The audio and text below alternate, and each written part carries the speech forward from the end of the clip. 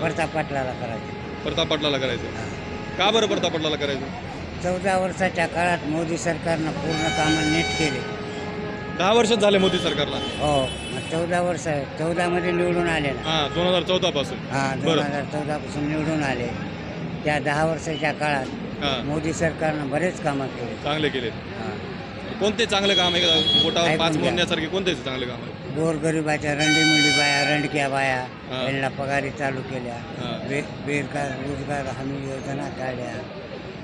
शेतीची कामं केली, विमा काढला, विहिरी दिल्या लोकायला, घरकुल दिले, अन्नधान्य फुकट दिलं, कपडे वस्त्र दिले, शाळेतल्या मुलाला शिकवलं.